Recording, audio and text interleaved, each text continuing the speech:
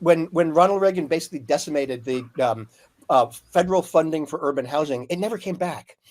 Basically, the federal money that paid for public housing, affordable housing in urban areas, right, died under Reagan.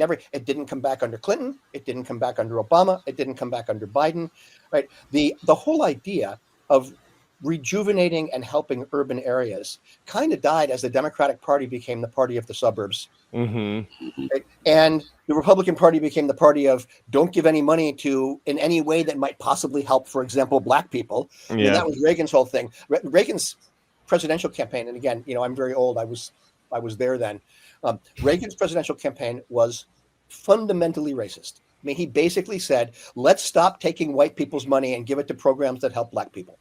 Mm-hmm. And, he talked about the welfare queens and their Cadillacs. You may have heard, right? Well, that was a not even very subtle racist dig. Yep. Right. And so that's why we don't have public, housing is expensive and building housing is expensive. The state of California puts up some money, nowhere near as much as they should. But a lot of this was funded for many years by federal money.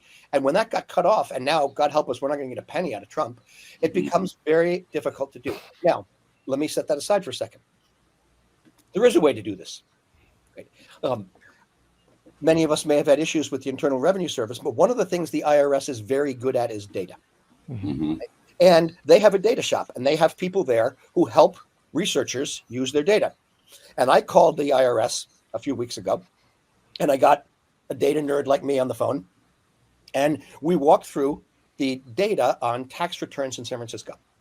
And we looked at tax returns by quintile and by how much money people are making. And I was able to conclude from looking at IRS data that if we just taxed the richest 5,000 people in San Francisco out of a city of 800,000, if we taxed the 5,000 highest income earners just at the rate that they're saving from the Trump tax cuts, right, we would have an additional $700 million a year. Plenty of funding for muni, funding for affordable housing, all of this. And that's not even going back to, as I say, those days of radicals like Eisenhower and Nixon, where we actually had a real tax rate. I'm talking about just going back to where we were before the Trump tax cuts on the rich. Right? So actually, there's plenty of money there if we look for ways to recapture. And, there's all of these people who say, well, if you tax the rich, they'll move out of the city, they'll move out of California. Actually, we have lots of data on that. It's not true. It's not true. It's not true. Because we're talking about such a small amount of money to these people.